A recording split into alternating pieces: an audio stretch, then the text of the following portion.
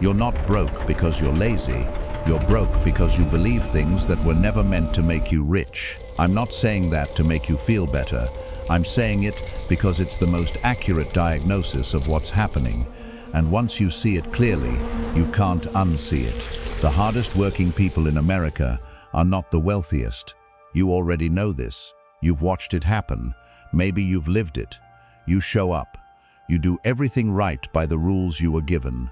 And sometime around the middle of every month, there's this feeling, not panic, just this low-grade hum, like the math should be working better than it is. That feeling is not anxiety. That feeling is your brain telling you something is wrong with the framework, not with you, with the framework. There are 8 beliefs behind that feeling, 8 things the middle class holds as financial gospel, passed down like heirlooms, like inherited wisdom, that are quietly draining every dollar of real wealth-building potential you have. The last one is the most dangerous because it sounds the most responsible. I'll get there. In 1513, Niccolò Machiavelli was sitting outside Florence in forced exile. He'd been stripped of his position, imprisoned, and he had time, far too much of it, to think about a question that had bothered him his entire career. Why do some people accumulate power across generations and others work hard their whole lives and die with nothing to show for it? He wasn't optimistic about the answer. He wasn't trying to write something people would be comfortable reading. He wrote what he actually observed, and what he observed was uncomfortable enough that the people in power tried to suppress it. He wrote this: "The first method for estimating the intelligence of a ruler is to look at the men he has around him. Sit with that. When it comes to money, whose voices have you been listening to? Your parents, who learned what they know in a completely different economy?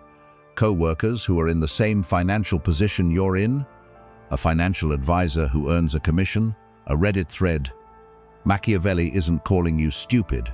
He's saying, look at your sources, because the advice you've been carrying was not given to you by people who got wealthy following it. It was given to you by people who got comfortable. And comfortable and wealthy are not the same country. They're not even the same continent. What I'm about to tell you isn't controversial because it's wrong. It's controversial because if everyone understood it, at the level where it actually changed behavior, a very specific group of people would lose a significant amount of money. The system benefits from your beliefs staying exactly where they are.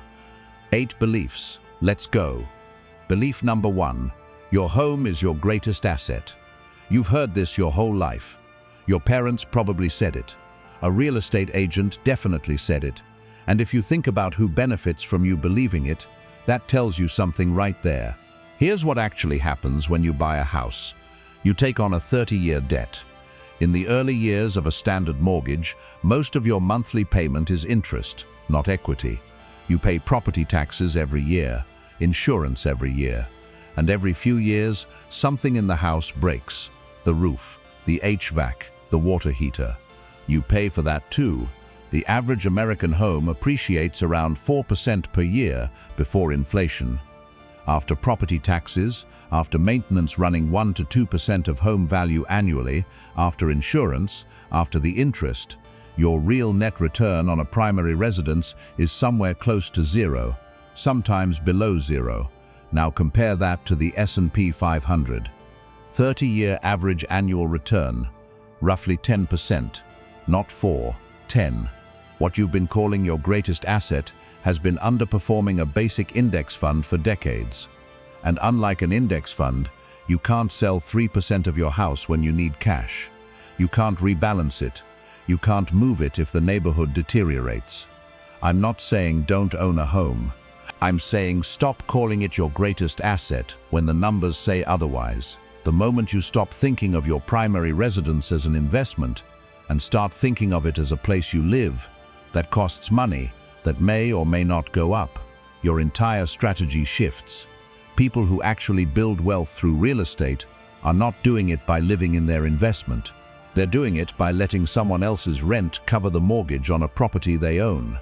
Confusing the roof over your head with a wealth-building vehicle, that's the broke behavior. Knowing the difference and building accordingly, that's the other thing. Belief number 2, trading time for money is stable and safe. This one isn't just financial, it's identity. The story that if you show up, work hard, stay loyal, the institution rewards you. That's a story about who you are, and I understand why it's comforting. But Machiavelli wrote, "He who depends on others for his defense is never truly secure." He was talking about mercenary armies. The logic is identical. When your entire financial survival runs through one income source, one employer, one salary, one decision made in a boardroom you've never been in, you are not secure. You are exposed. And exposed is the opposite of what you think you are. In 2020, 22 million American jobs disappeared in 6 weeks. Not because those workers were bad at their jobs, because a system they had no control over made a single decision, and they had nothing else. The people who didn't feel that collapse, or felt it far less, had other streams. A rental, a side business, dividends, something that kept moving when the primary job stopped. Here's how wealthy people actually think about a job. It's one line item in a broader income architecture. The job funds the investments. The investments build additional streams. Those streams eventually fund something that doesn't require you to show up. One income source is not a financial strategy. It's a single point of failure. The middle class has been calling it stability for so long that saying that out loud feels radical. It's arithmetic. Belief number 3, saving money is how you build wealth. Saving is necessary. I want to say that clearly. But for most of the middle class, the emphasis on saving has created a false sense of progress, one that actively delays real wealth building, because it feels like the right thing. So it stops there. You put $500 a month into a high-yield savings account. Best rates right now, around 5% APY. Good, you should feel responsible. But inflation runs 3 to 4% in normal years. Your real purchasing power gain is somewhere between 1 and 2%. Take $10,000, leave it in that savings account for 10 years. You end up with roughly $11,600 in today's purchasing power.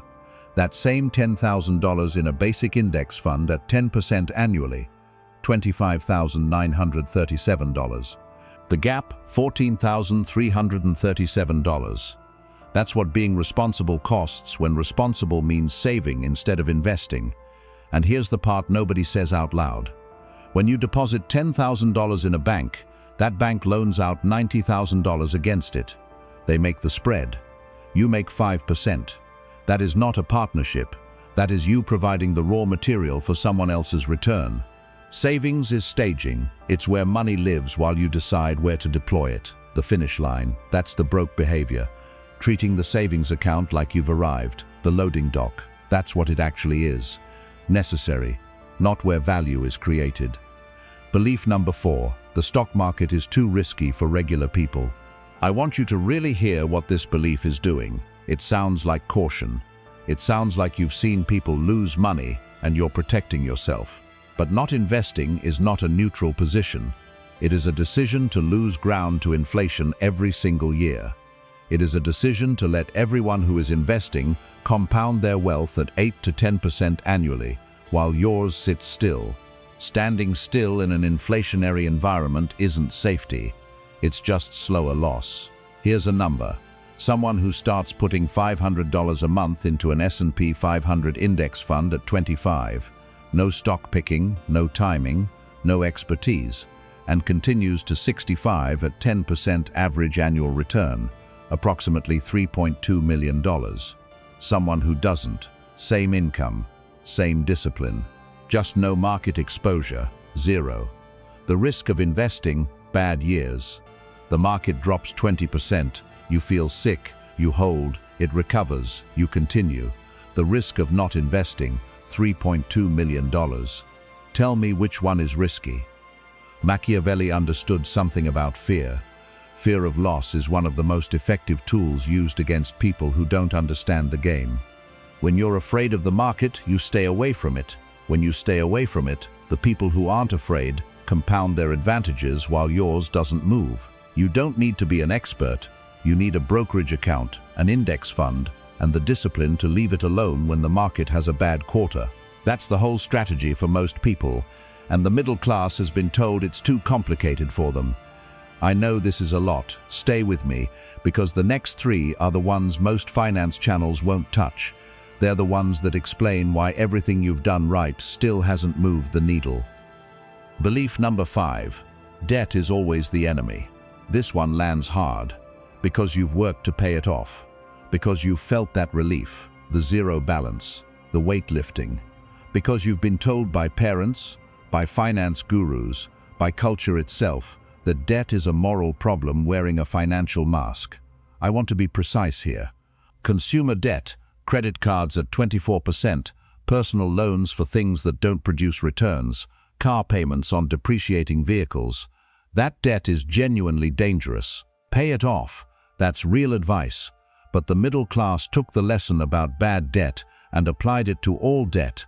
And in doing that, it cut itself off from the primary tool wealthy people use to build wealth: leverage. 2 people, $100,000 saved. Person A believes debt is the enemy, buys a $100,000 property with cash. Market appreciates 5%, gain $5,000, return on investment 5%. Person B uses that $100,000 as a down payment on a $500,000 property.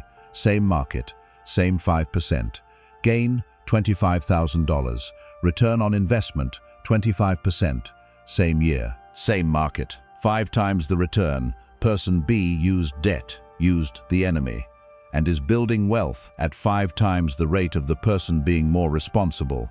Machiavelli warned about the prince who refuses all alliances out of pride, who insists on fighting every battle alone. That prince, he said, is not admirable. He is the most vulnerable person in the room, not because he lacks strength, but because he refuses to multiply it. Debt, used correctly, is force multiplication. Avoiding it categorically is not discipline. It's a limitation wearing discipline's clothing. Belief number 6. More income solves the problem. This is the one people push back on hardest because it feels so obviously true. More money coming in. How is that not the answer? So let me just give you the number first. 28% of Americans earning over $100,000 a year are still living paycheck to paycheck. Not people earning $35,000. Not people in expensive cities on entry-level salaries. People earning 6 figures. And according to a 2023 Lending Club study, more than 1 in 5 Americans earning $150,000 or more have less than $1,000 in emergency savings. $150,000 a year, less than $1,000 saved. If income were the variable, if the problem was simply the number on the paycheck, $100,000 would fix it. $150,000 would definitely fix it. It doesn't. It hasn't. For millions of people, it hasn't. Here is what actually happens when income goes up. Not immediately, not all at once, but within 6 to 12 months of a raise, almost universally, lifestyle expands to meet it. The apartment gets nicer, the car gets newer. The subscriptions accumulate in the background like slow leaks. The restaurants get better. None of it feels like a decision. It feels like finally living the way the income allows. And by the time the raise has settled into normal, by the time the new salary stops feeling like extra and starts feeling like baseline, it is gone. Every dollar of it. Just as gone as the smaller paycheck was, except now the baseline is higher, the fixed costs are higher, and the distance to real wealth is exactly the same as it was before. Economists call it lifestyle inflation. That word makes it sound passive, like weather. It's not weather. It's a series of small decisions made in the absence of a system. And the reason most people don't have the system in place is because they were told they didn't need one, that income was the system. Earn enough and everything else resolves. Machiavelli described this failure precisely. The prince who expands before he consolidates, who conquers new territory before securing what he already has. That prince, he said, loses both. What he gained and what he had. Because expansion without foundation is just instability at a higher number. Your raise is new territory. If the habits, the allocation, the automatic behaviors, The clear percentage that goes where before anything else happens aren't already built before the raise arrives. The raise gets absorbed. Every time. Doesn't matter if it's $5,000 more a year or $50,000 more a year. The broke behavior is waiting until you earn more to start behaving like someone building wealth, telling yourself the system will come later, that you'll get serious when there's more to get serious about. The wealthy behavior is building the system now, at this income, whatever this income is, so that when it grows, the system scales with it, instead of the lifestyle scaling instead. You cannot earn your way out of a broken relationship with money. You can only build your way out. Belief number 7. Your network is just your social life. Let me tell you how opportunity actually moves. Not through job boards, not through cold applications, not through a resume sent into a portal that may or may not be monitored by a human being. According to research from Harvard Business Review, 85% of jobs are filled through networking. Not half, not a majority. 85%. And that's just jobs. That number doesn't account for capital, doesn't account for information, knowing about something before it becomes public, doesn't account for the dinner conversation where someone mentions a deal that hasn't been announced, a property that hasn't hit the market, an investment round that's still being assembled. That's the economy wealthy people operate in. It runs parallel to the economy the middle class has access to, the public listings, the posted positions, the open applications. Same country, completely different information environment. The middle class treats networking like a necessary awkwardness, something you do at events where you hold a drink you don't actually want, talk to people you'll forget by the drive home, and leave feeling vaguely like you wasted an evening. Something separate from real life, something performative. Wealthy people don't think about it this way, because for them there is no separation. Social life and professional network are the same thing, because they understand that value moves through relationships before it moves through any official channel.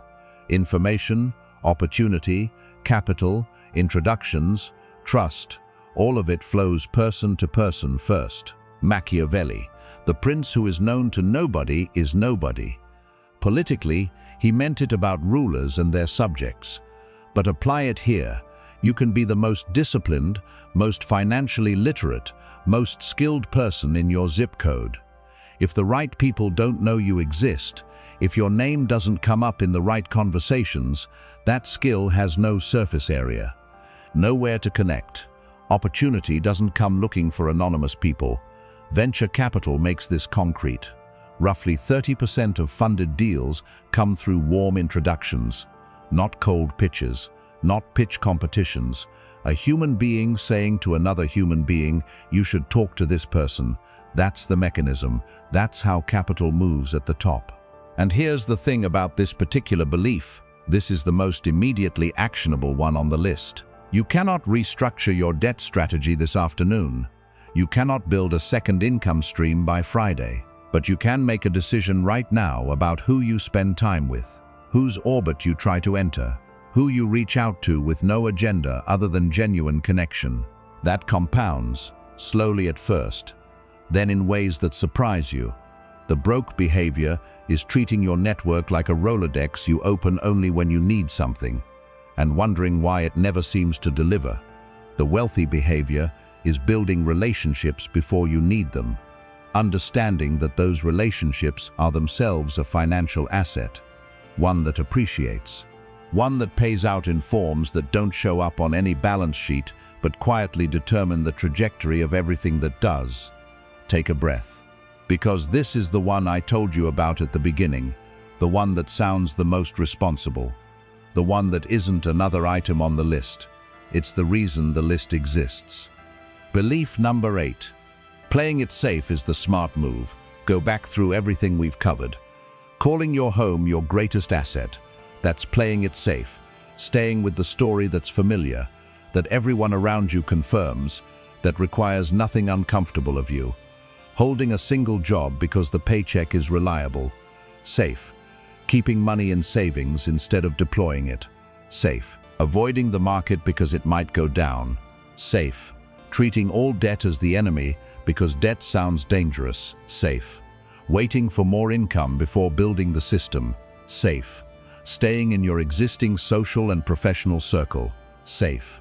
Strip the specifics away from every single one of those beliefs, and you find the same instruction underneath all of them. Stay small. Minimize exposure. Don't lose what you have. And I want to say something honest about where that instruction came from. It wasn't designed to harm you. It came from people who were genuinely trying to protect you. Parents who survived recessions, grandparents who lost things during harder times than most of us have seen. A culture that was shaped by real scarcity and developed real rules around avoiding it. But those rules were written for a world that no longer exists. A post-war economy where pensions were real, where one income could sustain a household, where the cost of housing was 3 times your annual salary instead of 10, where staying in one place and keeping your head down actually led somewhere definite. That world ended, slowly. And then, faster than anyone expected, the instruction stayed, and the people who kept following it discovered, over years, over decades, that standing still in an inflationary environment doesn't feel like losing. It feels like stability. Right up until the moment you do the math and realize the math has been working against you the entire time. Here's the math. Someone who keeps $50,000 in cash, in a savings account, in a safe place, playing it safe, for 10 years, loses approximately $15,000 in real purchasing power to inflation over that period. They don't see it happen. There's no moment where the loss is visible. The number in the account stays the same or grows slightly, but what it can actually buy, quietly, invisibly, shrinks. That same $50,000, invested in a diversified portfolio at an average 8% annual return, becomes roughly $107,946 in 10 years. The difference between those two outcomes, $72,946. Not because one person took wild risks, not because one person got lucky, because one person understood that holding still while everything around you gets more expensive is not a neutral position. It is a losing position on a timeline slow enough to feel like safety. Machiavelli wrote, and this is the line I want you to carry out of this video: "Fortune is a woman, and if you wish to keep her under, it is necessary to beat and ill-use her. It is seen that she allows herself to be mastered by the adventurous rather than by those who go to work more coldly." Set the language of 1513 aside. The observation underneath it is precise, and it has not aged. Opportunity, real opportunity, the kind that compounds, the kind that builds something over time, does not wait for the person who is ready. It does not reward caution. It does not find the person who is still preparing, still waiting for the right moment, still protecting what they have against a risk that may never arrive. It moves, and it moves toward people who move. The broke behavior is treating risk avoidance as a financial strategy, building a life organized around not losing and never pausing to calculate what that costs. The wealthy behavior is understanding that risk is not something to be eliminated, it is something to be understood, priced. Taken on with open eyes and a clear head, calculated risk is not gambling, it is the cost of entry into every meaningful financial outcome that exists. The people telling you to play it safe, in most cases, have financial outcomes that reflect exactly that advice. Look at the results, not the intentions, the results. So here's where we are. 8 beliefs. 8 things that were handed to you by people who meant well, by institutions that benefited from your compliance, by a culture that spent decades confusing comfort with security. And I want to be careful with what I say next, because this is the part where these conversations usually turn into something that feels like a verdict, where someone tallies everything you did wrong and leaves you with shame and a list, where the implicit message is, you should have known better. That's not what this is. None of these beliefs were chosen. You didn't sit down at 22 and decide that your house was your greatest asset. You didn't choose to be afraid of the market. You didn't elect to treat safety as a strategy. These things came in through the people around you, through advice given before you knew enough to question it, through a financial education system, if you can call it that, which teaches you how to be a consumer, how to be a borrower, how to be an employee, never an owner, never a builder. The person who handed you this map was not your enemy. They were working from their own map, one that may have worked once, in a different economy, in a different era, one they received the same way you did, not chosen, just absorbed. And they passed it down with genuine intention. That matters. It doesn't change the outcome, but it matters. The terrain changed. The map didn't, and you've been navigating with it anyway. Not because you're careless, because no one showed you a different one. No one sat down and said, here is how this actually works now. Here are the mechanics underneath the surface. Here is what people who build real wealth are doing on an ordinary Tuesday when no one is writing an article about them. That's all Machiavelli was doing in 1513. He was sitting in exile with nothing left to protect, no position, no patronage, no political future, and because he had nothing left to protect, he could finally write what he actually saw, not what sounded virtuous, not what the powerful preferred to be true, what was actually true, how power actually moved, how resources actually accumulated, how the gap between people who built things and people who didn't was almost never about talent or effort or moral character. It was about understanding the rules underneath the rules. He was dangerous because he was accurate. They exiled him for it. You don't have the excuse of not knowing anymore. Not after this. Not about your house. Not about your single income stream. Not about the savings account you've been treating like an endpoint. Not about the market you've been staying away from. Not about the debt you've been afraid of without distinguishing what kind. Not about the raise you've been waiting for before building the system. Not about the network you've been underinvesting in. Not about the safety you've been choosing every day, quietly, at a cost you may not have calculated until right now. 8 beliefs. One instruction underneath all of them. Stay small. Don't lose what you have. The risk isn't worth it. It felt like wisdom. For a long time, maybe it even was. It isn't anymore. Here's the only thing I want you to take out of this room. Not a checklist, not 10 steps. One reframe. And if it lands the way I think it will, it reorganizes everything else on its own.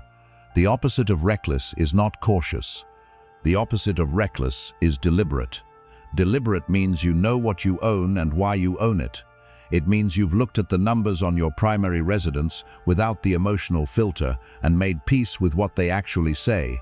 It means you've stopped treating one income source as security and started treating it as a starting point. It means money moves from your paycheck to investments before you have the chance to decide otherwise, automatically, without willpower, because systems don't require willpower.